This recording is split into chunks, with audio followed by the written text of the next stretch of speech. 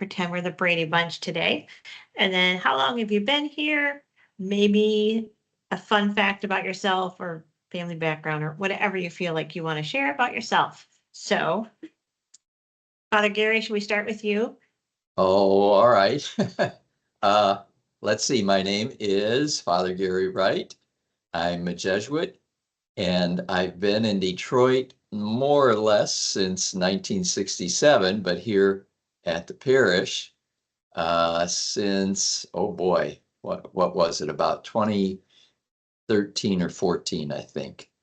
And serving as pastor of the parish all that time. Let's see, a fun fact about me. One thing a lot of people don't know about me is that I spent some time in my Jesuit career studying with our Native Americans out in South Dakota. So that's a kind of an interest of mine, supporting that ministry and really learning about and understanding that religious culture too. So That's really cool. I love that you did that. So what did you do when you were out there? You just like hung out? Did you? Sort of. Yeah, I kind of apprenticed myself to a Native American medicine man, a shaman, who is also a Roman Catholic deacon.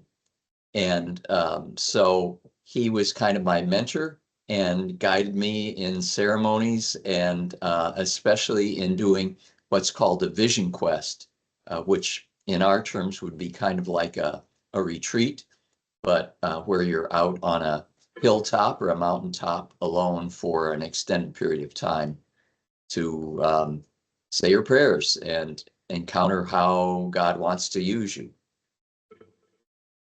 That's awesome. Maybe later you could tell us about your sweat lodge story. Yep. Yeah, I did Sweat Lodge and Ambletia, the Vision Quest. I'll just say this, what it really pertains to our life today is that it really changed my sense of connection with the natural world, of, the plants and the animals and the creation around us, to really see myself as part of that, not as somebody relating to it, but really part of it. All right, Julie. Who are you? So my name is Julie Barra, and I'm the Director of Music and Liturgy here at Saints Peter and Paul. I've been here since 2016, so that's 9 years. And an unusual fact about me is that when I was in high school, I taught horseback riding at a YMCA camp to children. I never knew that. What? It was a very long time ago. I didn't even know you knew horseback riding. How did you already have experience riding horses? I did. So the camp was one that I attended all through my childhood, and they had a horseback riding program, a special camp that you could go to. And so I had gone to that special horseback riding camp, for years. And when I got into high school, the director of the ranch asked me if I would be interested in actually spending my whole summer out there and, being one of their counselors and teaching the horseback riding to the beginning riders. And I jumped at the opportunity. So I spent 2 summers at that camp, and got to function as a junior counselor in the cabins with the children that were attending the camp. And then at the ranch, I got to be one of the instructors, and it was a great deal of fun. Oh my gosh, that's exciting. I love that. All right, Rebecca. I am Rebecca McMaster. I am the Director of Parish Life here at St. Peter and Paul Jesuit Church. I've been here for almost exactly 4 years. My 4-year work anniversary was Labor Day. It was Jazz Mass. I came here right after finishing divinity school at University of Chicago. And so, returning to Michigan after a little bit of a while away. And a fun fact about me, I am involved with an organization called Discerning Deacons. You're talking about the diaconate, Father Gary was. There's all about discerning prayerfully the role of women in the Catholic Church. So if anyone's ever interested in talking about that or receiving more information, I can be your gal there. Yeah, I'm still trying to get your friend Bridget on the podcast too, so she can talk about it. Maybe we can have the three of us could get on here and talk all about it. So we should also say happy birthday to you, but we won't ask. yes, We won't ask how old. So no singing. That's my thing. No singing. I'm turned 30. It's okay. It's a natural progress of time. All right, Annie, what about you? My name is Annie Bergman, and I am the sacramental coordinator here at St. Peter and Paul Jesuit, which means if you want to have a wedding or want to have a funeral or want to have a baptism, I'm your girl. I was started just before Rebecca. Rebecca and I came in kind of sort of in tandem. I was late July. And a fun fact about me. Couple of different things come to mind. One is that I am one of 5 children, very blessed to have the world's best siblings. And another fun fact, which is still kind of confusing, is yes, I went to both schools, U of M and Michigan State. Which one do you root for on the football games, Annie? Oh, come on, wait. There's only one right answer.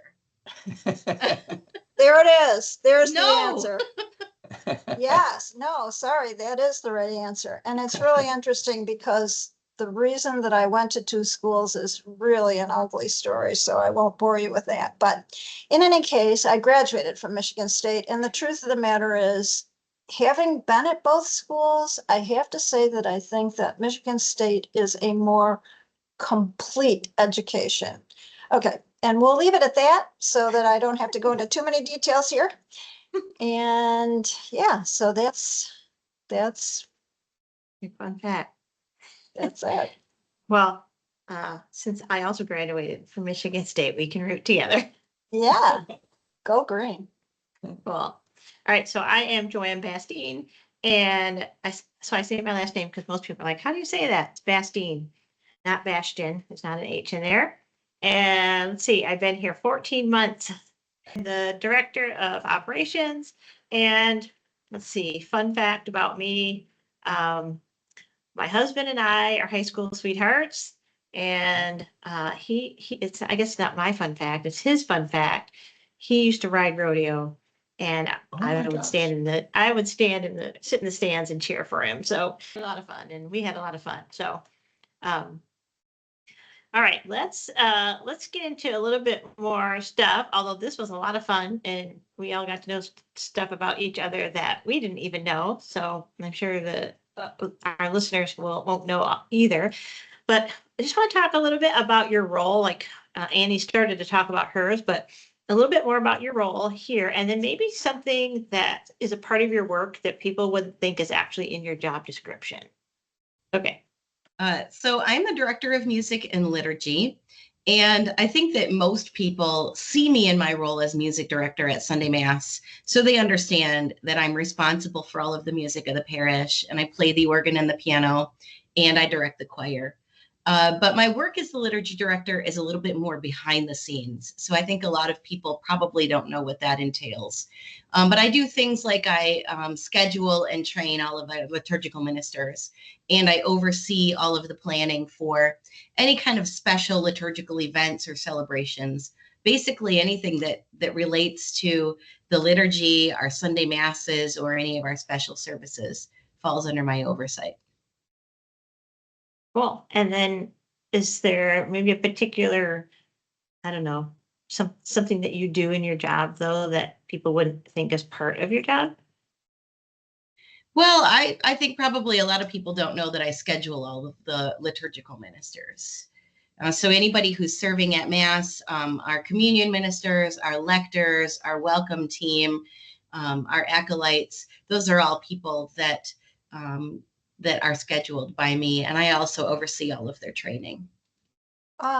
Sure, but it is pretty straightforward. I mean, from the standpoint of I, again, am the sacramental coordinator. So people who want to get married here at St. Peter and Paul Jesuit, I do the intake. I take them through the entire um, process to make sure that everything is lining up that needs to get lined up for the file. And because different from the baptism and funeral function, as you might expect, the marriage function is obviously more drawn out and it has a lot of moving parts.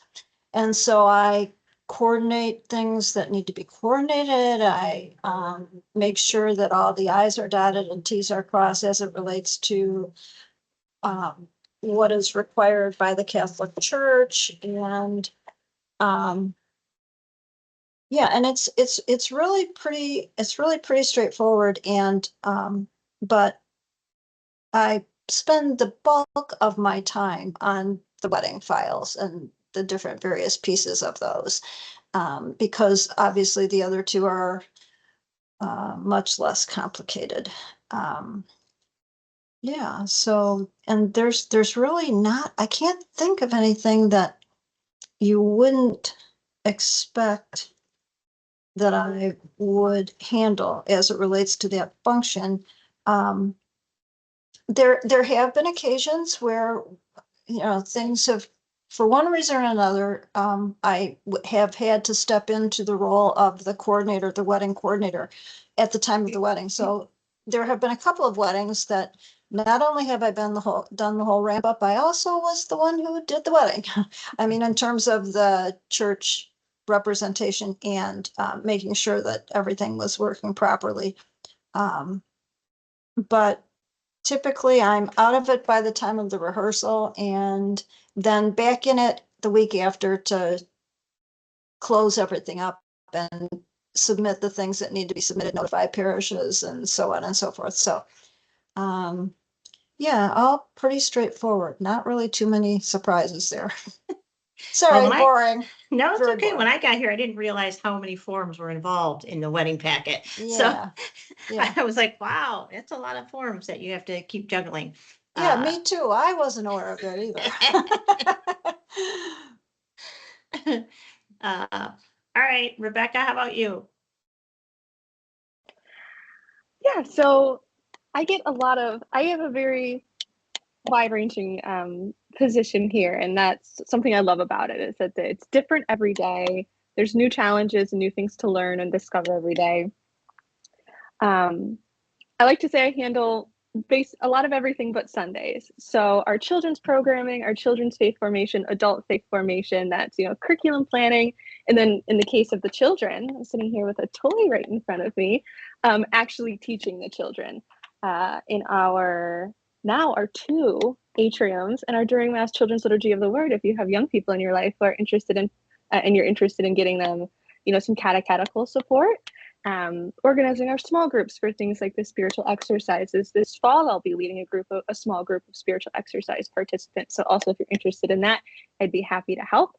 And just, being a friendly face when you walk in the door on Sunday. We want to be able to get to know you, here at St. Peter and Paul. You're not just another person. We want to know you, know your name, know your story, what you want from church, what you want from this community. And I'm really grateful to be the person who gathers all of your stories so that we can check in if we know that something's going, you're having a tough, season of your life, or you're having a really joyful season and you want to celebrate with us. That has been one of the real blessings of this work. Things that people don't realize I do. I have 2 things. I have one very silly one, and the silly one is, when we have a social or any event and all of a sudden the chairs and tables are in different places. I have a master's degree in moving tables. That's my joke. I went to University of Chicago for 3 years to learn how to move tables around. So the physical aspect of ministry, a lot of that is done by me. Getting events set up, getting the food ready, things of that nature. And then the not silly thing that I don't think people realize I do is that I handle the communications also here.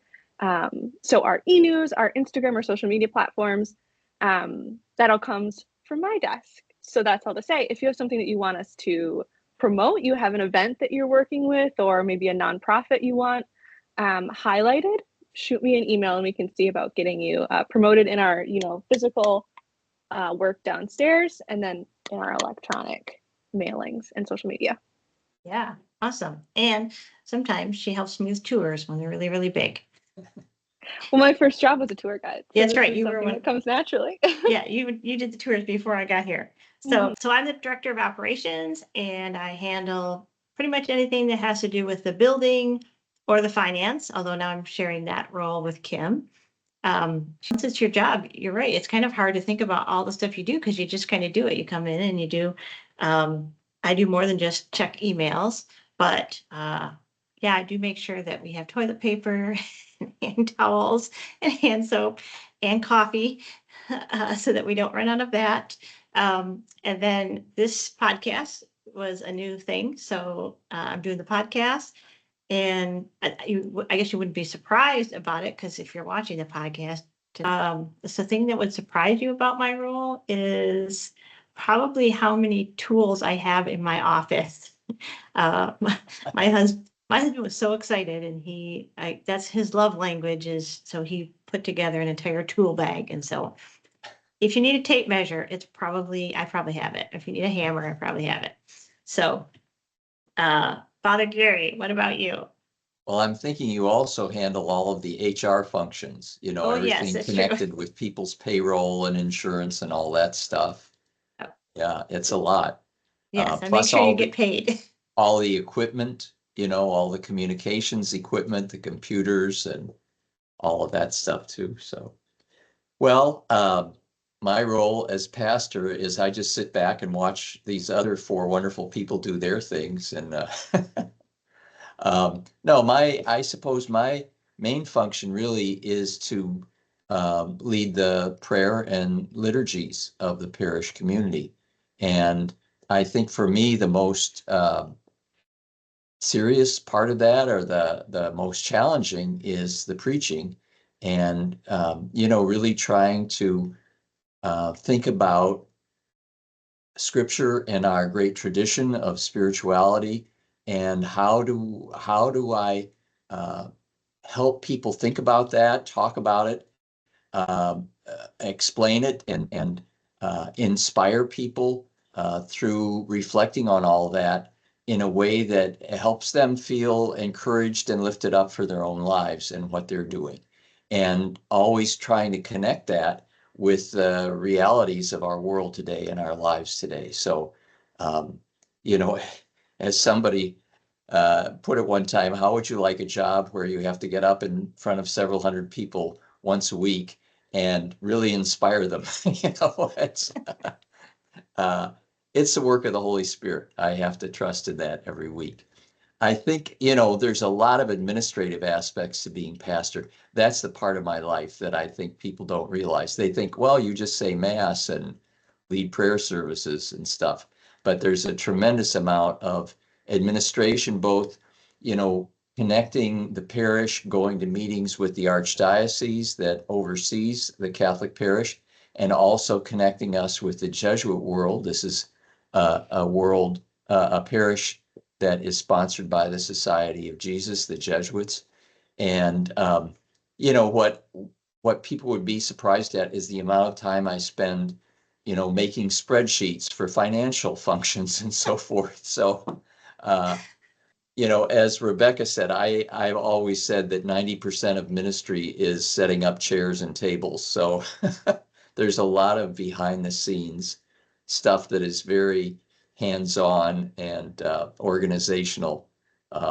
So it's almost like two different roles. One is the administrative side and the management side, and the other is, actually being with people in liturgy and in conversation when they're having something spiritual happen in their lives that they want to talk about. Yeah, I will say that Father Gary, for people who don't know, that he is the master of Excel and has made my life a lot easier with some of his fancy, although quite often I'm saying, can you fix this formula? I broke it. All right. right. So one last question that I have that we're going to share with people. And that is, well, actually, it's two questions. But the first one is, why did you want to work here? And then so like, let's do a part A, part B. So why did you want to work here? And then what are your future hopes or your hopes just in general, either for the parish or for your role here? Well, the reason I came here was being aware back at that time that the Archdiocese had pulled out of all of its youth and young adult ministry. And I was aware that there was a kind of a vacuum in the core of the city, that there was no presence of the church to young people. And so I proposed to our regional boss in the Jesuits, we call him our provincial superior, that I could I do something with young adults in the downtown, because people were starting to move back into the city, into neighborhoods that had been abandoned years ago. He said, well, that's a great idea. Why don't you do that? So he said, get an office at St. Peter and Paul Church, but don't get involved in the parish. And that lasted a few months. And then he said, oh, I've changed my mind. I'm going to make you the pastor. So, but I came here interested in young people, and we've been blessed that we do have a very young congregation. A lot of young adults have come in. We estimate that we're about 40% under 40.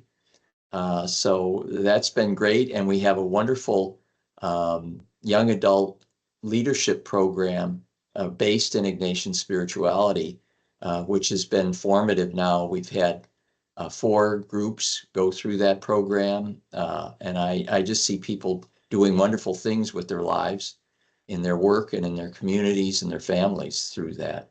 So that's what drew me here. But then, I inherited the whole congregation, and that's been great. And so my hope for the future is that we can continue to grow, both as a community among ourselves that's really supportive of people in their lives.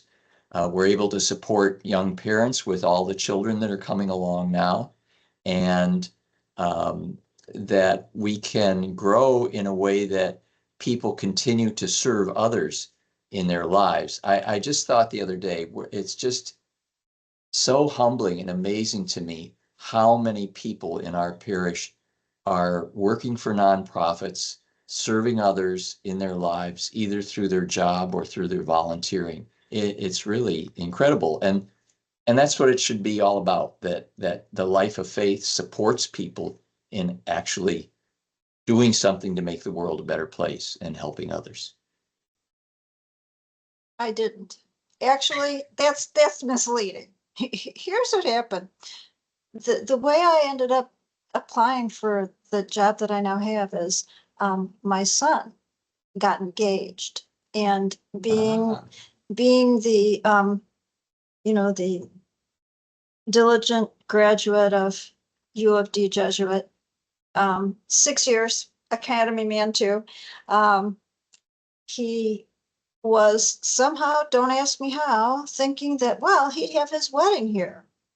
And his bride is from Cleveland. And I thought, okay, how's that going to work? But, on the other hand, sometimes it happens. I was fairly convinced it wasn't going to happen in this case, and I was right. But nonetheless, he wanted to show his bride the church. And so I went on the website to find out what time the services were on Sunday and so forth. And there was this little ad asking for, applications for the job I am now doing. And I looked at it, I thought, oh, that's interesting. Okay. So then I put in an application, and then we came to church to show Amanda the church. And I met Lydia that day, who eventually hired me. And the most interesting part about it to me was that I had just gotten done saying to people at that time in my life, gosh, I really need to find something closer to home. Okay. Well, I kind of went in the wrong direction there. But isn't it interesting, 4 years later, that this has been, a very rewarding job, and one that I have really enjoyed and that I continue to enjoy. There's something very special about sharing a sacrament with people and being their guide in the sacrament in the place that, they're wanting to have their big event. And so it's been really good. But little did I know that just, looking on the website would lead to something like this. And as far as my hopes for the future, I just want to hope that I can continue to ramp up as it relates to being able to provide what folks in this time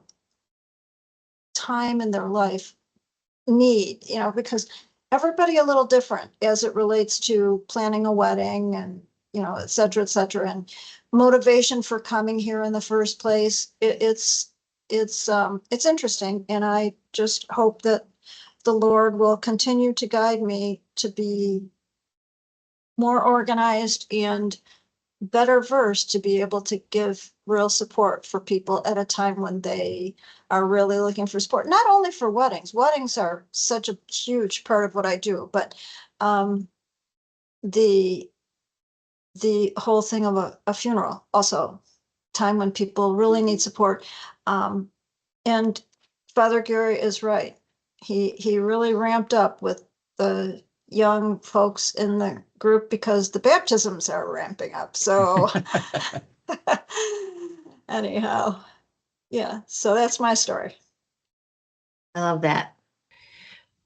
So at the time that I applied for the position here at St. Peter and Paul, that was in late 2015, I was in the process of looking for new employment. And a friend who is also a church musician knew that I was looking and saw that St. Peter and Paul had posted their position. So he sent it to me. And I have to say, I was immediately enamored. I'm kind of the one who's known for being able to find anything on the internet and find out about anything on the internet. And the first thing that I did was look up the parish and look up the history and look for pictures and find everything I could about St. Peter and Paul. I looked up the organ, and I was just so excited by the beauty and the history of the space. And I could tell just from what I could find online that it was going to be a really magnificent space for making music, which is absolutely true. But the other thing that I found was the parish vision statement that says it's a church for the city in the heart of downtown. And I didn't fully know what exactly that encompassed, but it sounded really exciting. And it really sounded like something that was forward thinking and something that I wanted to be part of. So here I am, part of it now for 9 years. And as far as my vision for the parish, right now, I'm putting some of my energy into actively trying to build bridges between St. Peter and Paul and the other Jesuit works in the city and some other Detroit-based organizations.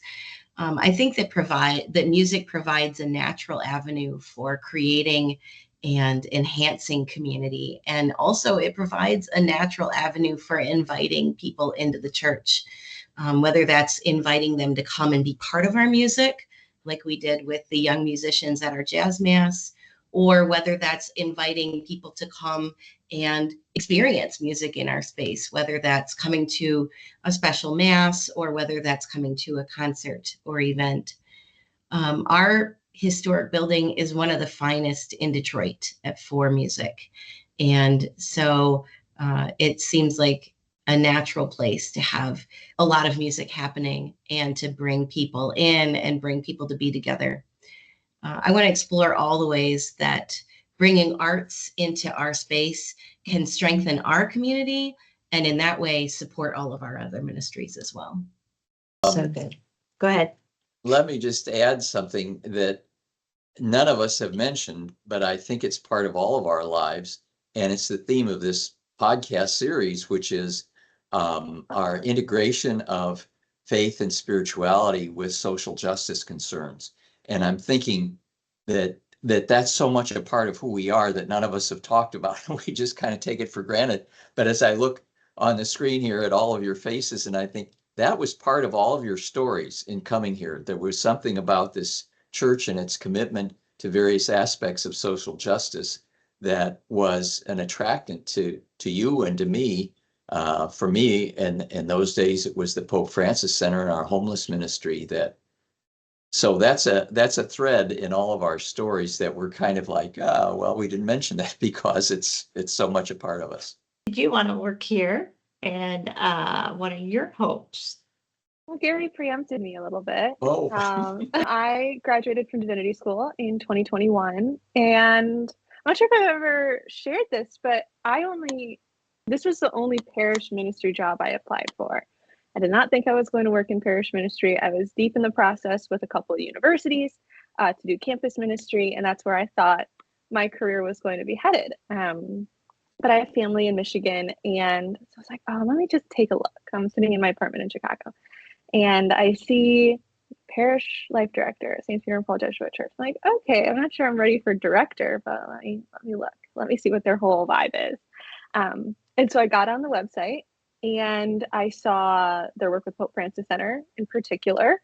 I saw, that they had a green team, a diversity, equity, inclusion, our inclusion committee, and young adult ministry. I had come just from doing a long-term field education program at a church in Chicago that had a huge young adult community, thousands and thousands of young adults. And so that's where I felt a little more comfortable. And I thought, okay, this could be a really interesting spot. They're devoted to social justice. They're in the city, which is something that I was interested in. I didn't want to work in the suburbs necessarily. I feel more at home in an urban setting and in an urban congregation. And it just seems like there's a lot of energy and growth here. Let's check it out. And so, I sent in my application and came in, and I saw pictures from the first time I came to Mass. Oh my goodness. And I can look through them. And now I see people that I know very well. It's like, that's so crazy 4 years later. So it all came from this sort of heel turn in where I thought my life was going to go, because this felt like a good cultural fit for me, for my vision, for my goals. I did a lot of work with young adult ministries. I said I also did a lot of work with affinity ministries. My academic work was in disability theology. And so I felt that, their work in inclusion and their work in welcoming could be something that, was really powerful and a great agent for change in Detroit and in the Catholic community in Detroit specifically. What is one thing I hope for this parish? A lot of things that we've mentioned, closer bonds with our community members, a growth in our community, both in depth and breadth. Growth and connection with the other Jesuit ministries in Detroit.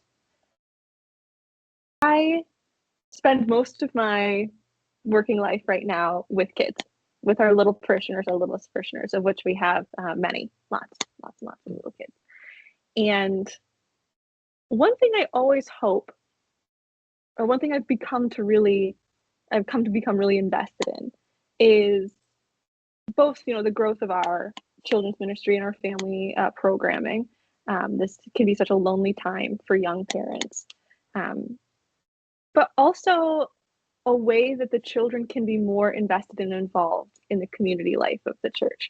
Children have such rich interfaith lives and deep devotion to God and to the church, and it's never really explored or given a place to really show itself.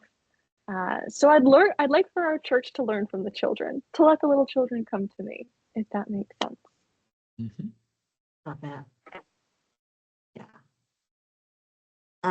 Well, both of you and both Rebecca and Father Gary, you're right. The social justice issue was a huge factor in me even applying here. So, I was coming out of a very, very toxic situation. And in a church setting that was not hospitable to social justice. I was halfway through my master's degree at MSU for nonprofit leadership and global cultures. And and so I was starting to apply for jobs and kind of like, just let's see what's out there. And this one came up and I'm like, oh, do I want to take a gamble and go back into a parish setting? But in the description, it had the green team, which I'm like, okay, I'm guessing that's environmental uh, justice. And then at that time, it was still DEI rather than inclusion committee. And I'm like, okay, if they're willing to put that in the job description, they might be all right.